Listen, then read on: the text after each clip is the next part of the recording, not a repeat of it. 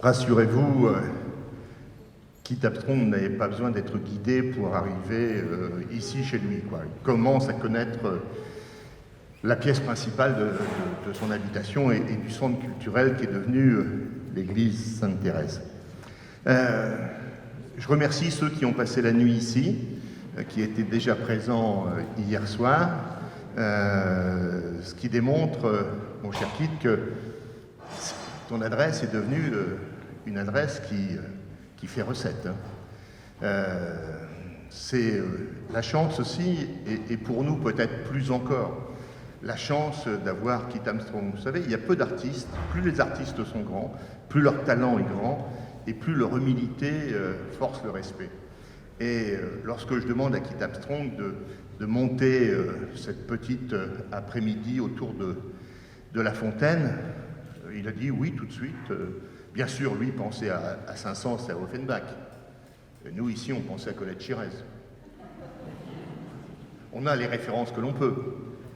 Mais l'essentiel, c'est que les deux se retrouvent aujourd'hui pour l'ensemble avec les jeunes du conservatoire. Ils sont juste derrière. Je puis vous assurer que la pression est intense. Mais je leur ai dit, vous allez voir, c'est le meilleur public que l'on puisse. Et la porte est verrouillée, ils ne peuvent pas se sauver. Voilà, on a tout fait, quoi. Oui, nous sommes réunis à l'invitation de Kit, que je remercie, de la culture, cher Dominique, qui nous rassemble aujourd'hui, et puis évidemment, autour de La Fontaine. Vous savez, La Fontaine est quelqu'un que l'on connaît tous, sans vraiment le connaître. La Fontaine, on l'a appris à l'école, on l'a récité à l'école, avec plus ou moins de succès. Et puis là, pour le 400e anniversaire, au mois de juillet, je crois que c'est le 8 juillet, on s'est dit, mais est-ce qu'on va réussir à fêter cet anniversaire? Parce qu'on n'est pas sûr d'être là pour le 500e. Et donc,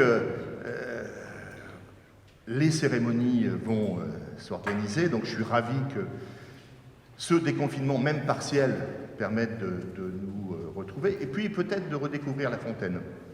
La Fontaine, c'était pas simplement un fabuliste, mais il a été aussi un auteur de théâtre, il a été un poète lyrique. Il n'a pas écrit que pour les enfants.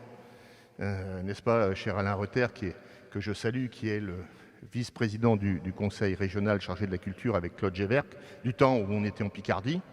Voilà, et je suis ravi de te retrouver ici, toi qui es tirachien. La Fontaine, effectivement, a écrit des contes qu'on appelait, pas érotiques, mais libertins à l'époque. Mais bon, c'était très sage par rapport à ce qu'on peut imaginer, quoi, hein. Et puis, alors on a dit, c'était quelqu'un d'oisif, vous savez, bon. Mais il était apprécié, il appréciait Fouché, et il n'a pas hésité, quand Fouché était en difficulté, à le défendre face à Louis XIV, ce qui n'était pas forcément quelque chose de facile à l'époque. D'autant qu'après, il s'est rattrapé, parce qu'il est entré à l'Académie française, et là, il a dit le plus grand bien du monde de Louis XIV. Mais bon, peu importe. Ce qui était essentiel, c'est que nous puissions le redécouvrir. Et La Fontaine vous regarde. C'est effectivement une partie de la fresque qui va être réalisée devant la fontaine de Patrick Sétour, place Victor Hugo, et qu'on doit inaugurer aux environs du 13 ou 14 juillet, peu importe, lorsqu'elle sera terminée, etc. Mais l'essentiel, c'est surtout que nous puissions, au travers de ce voyage dans le temps, hier nous avons réalisé avec Francis Marcelet, que j'ai aperçu quelques... Oh ben, il est là. Vous pouvez l'applaudir, voilà. Voilà.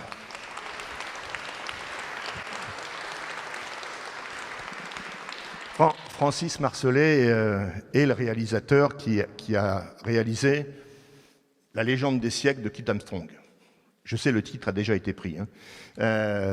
Mais de 1520 à 2020, il a, avec Kit, réalisé, et lui a mis en image les artistes que Kit Armstrong apprécie, de William Byrd à Gershwin, en l'occurrence, et dans une mise en image assez étonnante, avec un parti pris très moderne, en donnant à Kit Armstrong sa dimension interplanétaire, puisqu'on voit dans l'espace Kit Armstrong voyager, etc., mais toujours revenir, c'est l'essentiel.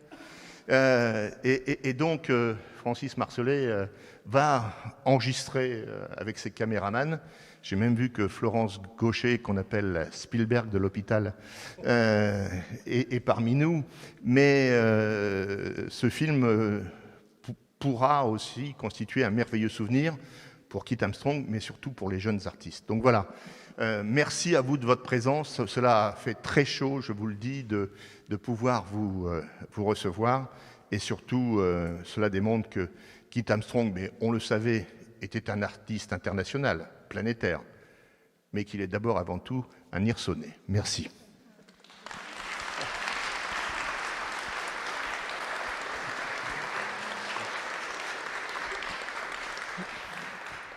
Merci beaucoup. Je ne vais pas parler très longtemps parce que tu as déjà tout dit ce qui est important.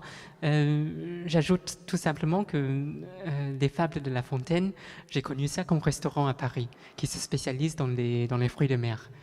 Et c'est après avoir apprécié cette cuisine que je me suis rendu compte que, en fait, Jean de La Fontaine, c'était un personnage et un personnage d'une telle importance dans la culture de ce pays. Je ne sais pas pourquoi je dis ça. Je m'installe au piano et je me mets donc à accompagner ces merveilleux contes que je découvre parfois pour la première fois aussi. Merci.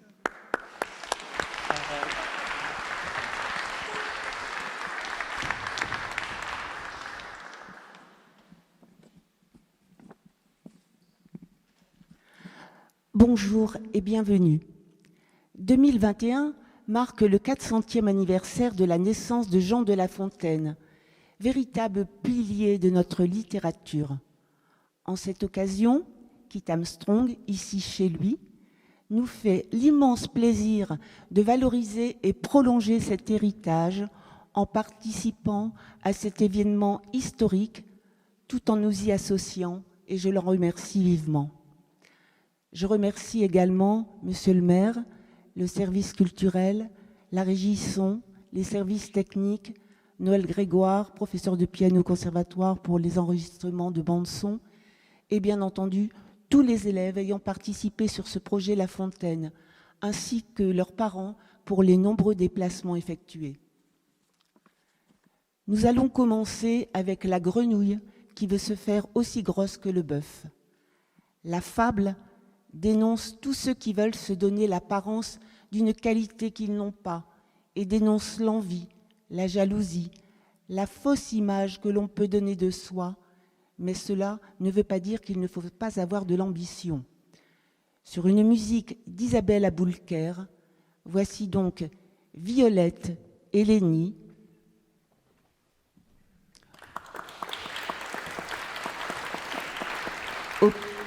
au piano, Kit Armstrong.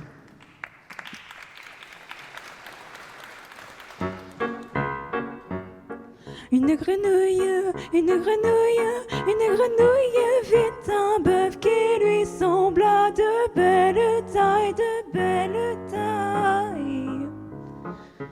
Elle qui n'était pas, elle qui n'était pas, grossant tout comme un œuf.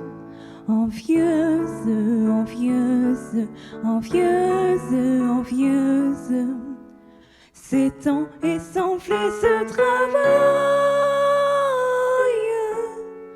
pour égaler l'animal en grosseur, pour égaler l'animal en grosseur.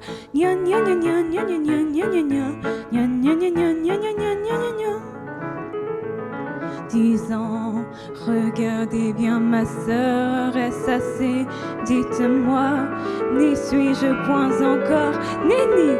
Mais voici donc, point du tout, mais voilà, vous n'en approchez point. Mais voilà, mais voilà, mais voilà.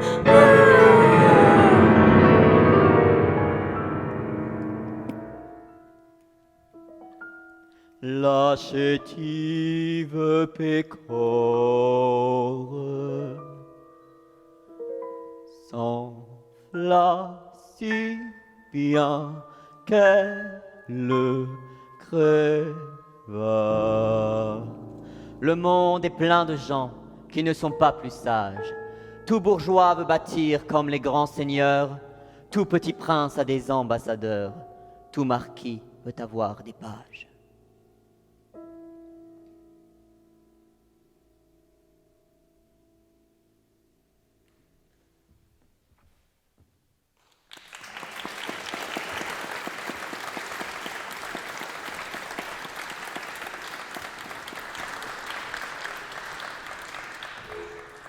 Le laboureur et ses enfants.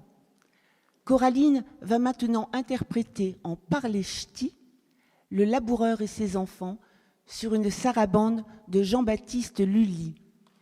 Dans cette fable, La Fontaine montre le détour du père par le mensonge pour éveiller le sens du travail chez ses enfants. C'est parce que le travail n'est pas inné, naturel. Il requiert un effort sur soi-même, communique le père, véritable directeur de conscience. Voici donc Coraline.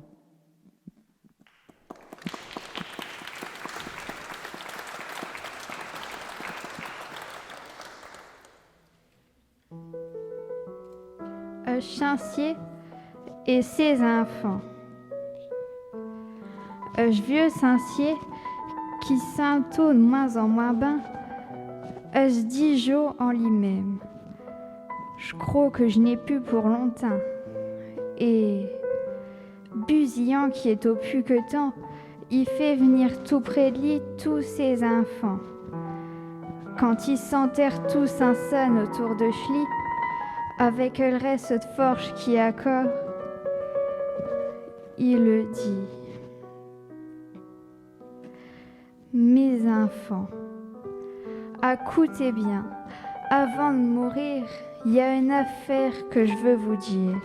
Je donne surtout ne point vain de nous taire, que j'ai mi-même hérité de vos grands-pères. Surtout qu'il y a une grosse fortune muchée dedans. Mélandreau au juste, je sais plus fort ben. Vous avez intérêt à cacher tout partout. Avec du courage, ça viendrait à vous. Je perds un faux mort, tous ces enfants se mettent à retourner tous chez camp. De long en l'arc, comme un chantin, fini chantard. Mais tout dit, sans trever le moindre liard. Si je n'ai par contre que cette année-là, ils ont eu des récoltes comme ils n'avaient jamais vu.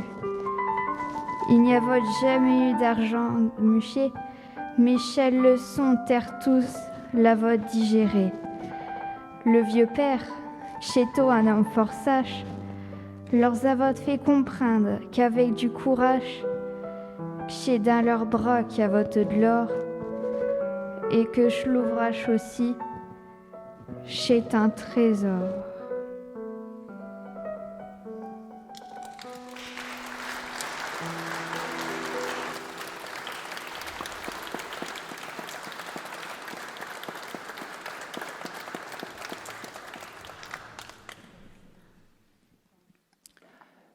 Le loup et le chien. Un loup, maigre et affamé, demande à un chien bien en chair ce qu'il faut faire pour être aussi bien portant. Le chien lui dit de servir un humain. Il aura ainsi à manger. Mais le loup voit que le chien porte une blessure au cou à cause du collier. Le loup renonce alors à se soumettre aux hommes et regagne vite les bois. Élise et Lénie vont chanter cette fable sur une musique d'Aboulker.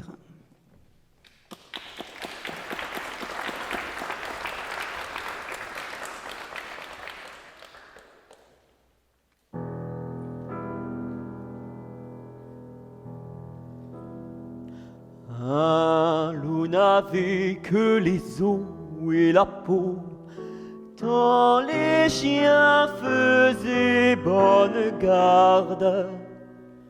Ce loup rencontre un dogue aussi puissant que beau, gras, poli, qui s'était fourvoyé par mes gardes. L'attaquer, le mettre en quartier, Sire le loup fait volontiers, mais il fallait les vraies batailles. Le matin t'étais de taille à se défendre hardiment.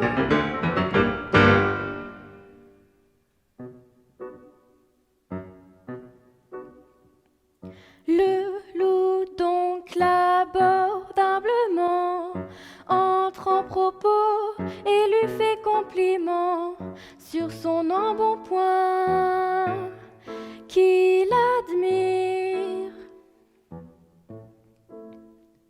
Il ne tiendra qu'à vous, beau sire, d'être aussi gras que moi, lui répartit le chien. Quittez les bois, vous ferez bien, vos pareils sont misérables. Cancre, air et pauvres diables, dont la condition est de mourir de faim. Suivez-moi, vous aurez un bien meilleur destin, un bien meilleur destin. Le loup reprit, que me faudra-t-il faire? Presque rien, dit le chien. Donnez la chasse aux gens portant bâton et mendiants. Flattez ceux du logis à son maître complaire, moyennant quoi votre salaire sera force relief de toutes les façons. Eau de poulet, eau de pigeon, sans parler de maintes caresses. Le loup déjà se forge une félicité qui le fait pleurer de tendresse. Chemin faisant, il vit le col du chien pelé. Qu'est-ce cela, lui dit-il? Rien, Quoi? rien, peu de choses. Mais encore. Le collier dont je suis attaché de ce que vous voyez est peut-être la cause. Attaché, dit le loup, vous ne courez donc pas où vous voulez? Pas toujours, mais qu'importe. Il importe si bien que de tous vos repas je ne veux en aucune sorte, et ne voudrais pas même à ce prix un trésor.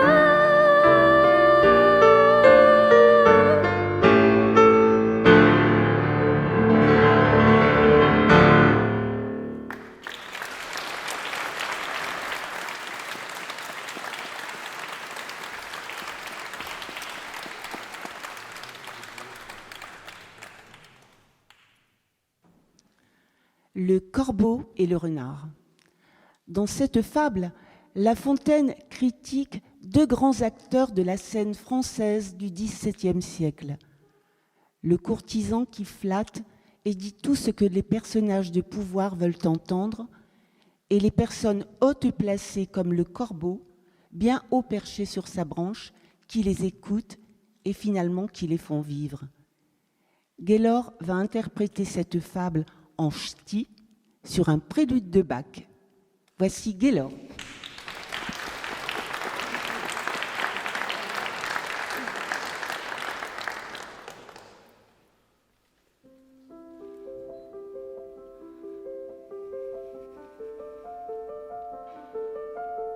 Scorbio et Schrenard. Un biocorbio tout noir, un crinqué suche un nappe, Eutno ben serré d'un spouk, un fromage de maroilles. Un jaune finot d'arnard, l'estomac, un écharpe, par le sentiment guidé, ni flave et chez étoiles. Ah, te v'là, bête à zelbin, chez ti que je cachot, et à côté de ti, arnéqué tout un noir, chez Coulon du concours, et ils ont l'air de pecno. Et dans le roucoulat aussi. Et je suis même prêt à croire qu'un canchon comme le tienne, elles laisseront ben penaud, rossignols et magnons, qui cantent là tous les soirs. Ah, chez Mo, Scorbio, mais une sarsan pupiché. Il commence à quinter en ouvrant tout grand sbiec. Du coup, il y a saint puant qui que par terre à côté de la grippeuse animale. Le fennec fait de main d'eau que de l'engloutir et lui dit ça. Si t'en venin, Fifi, t'as tiqué dans le berdoul, dis en deux bouquets ch'tis qui ne fait jo que de rire. N'a coup don point ch'tilal qui te raconte des cacoules. Il y a tout de même une morale à propos de notre Arnard.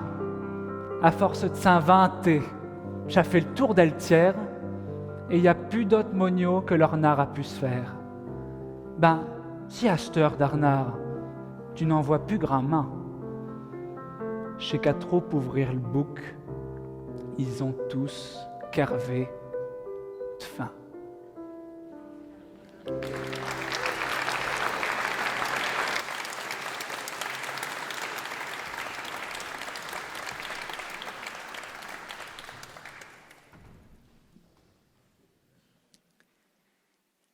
La cigale et la fourmi.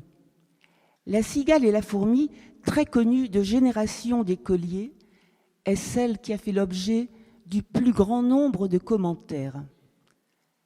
L'absence de morale permet à La Fontaine de valoriser l'un et l'autre des compagnons en renvoyant dos à dos l'esprit matérialiste, individualiste et bourgeois de la fourmi et le comportement aristocratique, artiste et bohème incarné par la cigale. Voici donc La cigale et la fourmi de Camille Saint-Saëns, chantée par Lénie.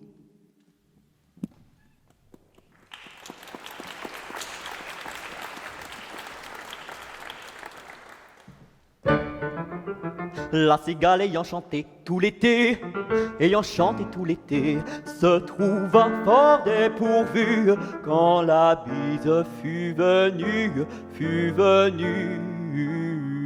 Pas un seul petit morceau de mouche ou de vermisseau. Elle alla crier famine chez la fourmi sa voisine, la priant de lui prêter quelques grains pour subsister jusqu'à la saison nouvelle.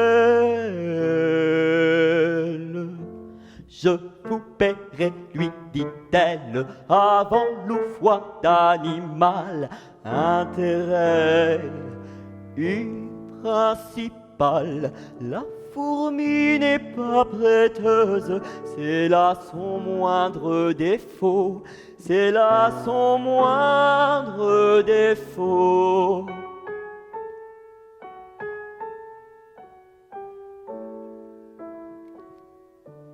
Que faisiez-vous au temps chaud, dit-elle à cette emprunteuse.